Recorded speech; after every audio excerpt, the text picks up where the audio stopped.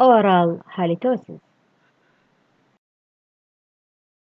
Halitosis is a general term used to define an unpleasant or offensive odor emanating from the breath regardless of whether the odor originates from the oral or non-oral sources. The origin of the word halitosis, it is a Latin word. Halitus, it means a breath, and osis means a disease. Halitosis should not be confused with the generally temporary oral odor caused by the intake of certain foods, tobacco, or certain medications. It is either called a breath malodor or defined as a foul or offensive odor of the expired air. It may be caused by a number of factors, both intraoral and extraoral causes. The classification of halitosis, either genuine halitosis, which is physiological halitosis and pathological halitosis, or there is pseudo-halitosis and halitophobia.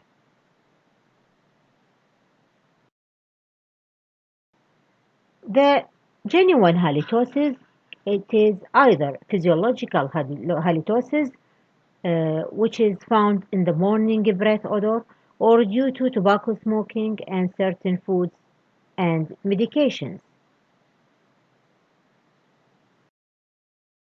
The pathological halitosis could be either intraoral or extraoral in origin. 90% of patients they have the oral cavity, it is intraoral causes due to bacteria, volatile sulfur compounds, and the intraoral origin could be due to poor oral hygiene, dental caries, periodontal disease, especially necrotizing ulcerative gingivitis and periodontitis. Also due to chronic periodontitis, pericoronitis, dry socket, other oral infection, tongue coating, and oral carcinoma.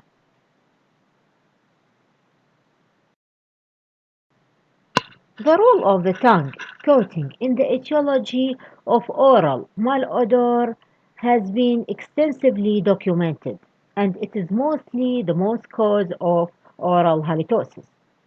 Tongue coatings include desiccated epithelial cells, food debris, bacteria, and salivary proteins, and provide an ideal environment for the generation of the volatile sulfur components and other compounds that contribute to the malodor or halitosis.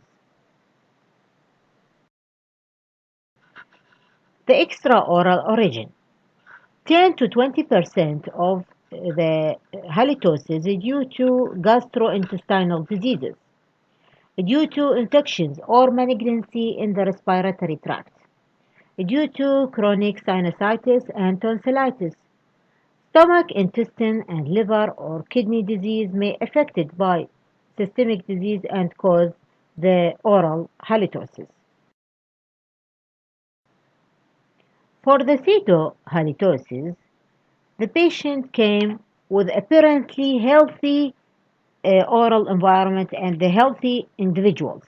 This is called pseudohalitosis. While halitophobia is due to exaggerated fear from the patients of having halitosis. The etiology of halitosis generally arises as a result of the bacterial decomposition of the food particles, or the cells, or the blood, and some chemical compounds of the saliva. And these form volatile sulfur compounds, and there is also a non-sulfur containing substances that cause halitosis. Common causes of halitosis. First, the local causes due to oral disease. Food impaction, acute necrotizing ulcerative gingivitis, acute gingivitis, chronic and aggressive periodontitis, pericoronitis, dry socket, xerostomia, oral ulceration, oral malignancy. All of these are common causes of halitosis due to local or caused a local factor of halitosis.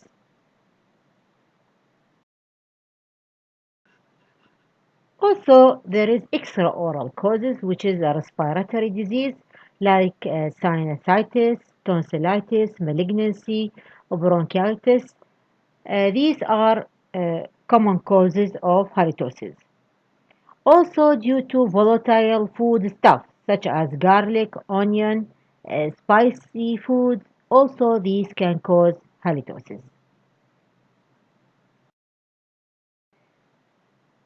The systemic causes of halitosis include acute febrile illness, leukemias, respiratory tract infection, especially the upper part, Helicobacter pylori infection, gastroesophageal reflux disease, pyloric stenosis or jejunal obstruction, hepatic failure, renal failure, especially the end stage of renal failure, diabetic ketoacidosis, and trimethyl aminuria, and especially also during menstruation, there may be halitosis from the mouth.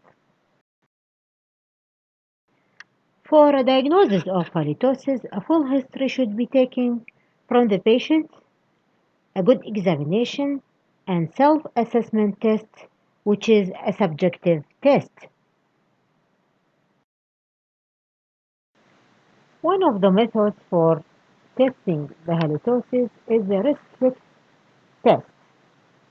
The subjects are asked to extend their tongue and lick their wrists in a perpendicular fashion, and the presence of the odor is judged by smelling the wrist after 5 seconds at a distance of about 3 centimeters.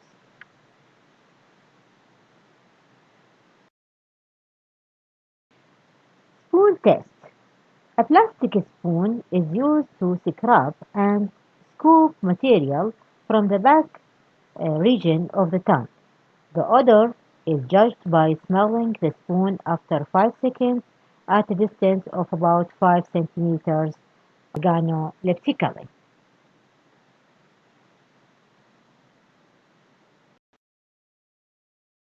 Dental floss test. Unwaxed floss is passed through the interproximal contacts, and then we smell the floss to check the halitosis. There is all these tests are subjective tests, while there is objective test, which is volatile sulfide monitor. This electronic device is used to analyze the concentration of the hydrogen sulfide and methyl mercaptan, but without discriminating between them.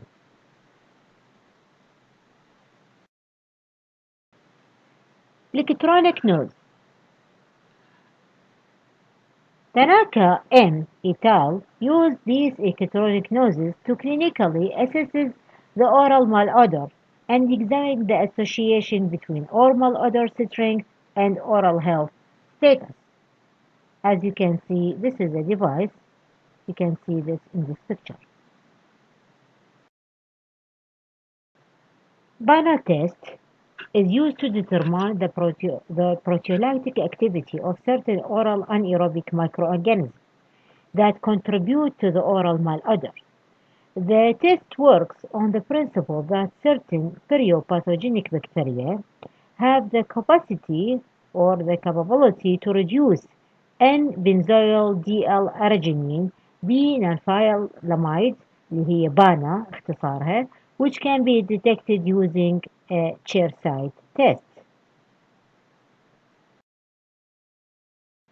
The preventive measures for preventing the oral halitosis is by the visiting the dentist regularly, periodic tooth cleaning by dental professional, brushing of the teeth twice daily with appropriate brushing techniques and for a duration of 2 to 3 minutes, use of tongue scraper to get rid of the lurking odor caused by bacteria in the tongue surface, Flossing after brushing to remove food particles stuck in between the tooth surface. Limit the intake of strong odor spices. Limited sugar and caffeine intake. And drink plenty of liquids. Chew sugar-free gum for minutes when mouth feels dry. Eat fresh fibrous vegetables such as carrots.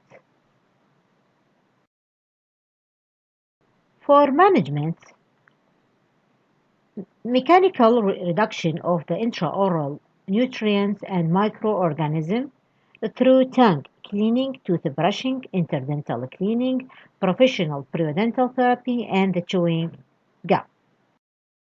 Chemical reduction of the oral microbial load through the use of chlorhexidine, essential oils, chlorine dioxide, two-phase oil, water rinse, triclosan, aminofluoride, stannous fluoride, hydrogen peroxide, and oxidizing lozenges. So the management through conversion of volatile sulfide compounds by using a metal salt solutions, toothpaste, and chewing gums. Masking the malodor could be by rinses, mouth sprays, lozenges containing volatiles, and chewing gums. Thank you.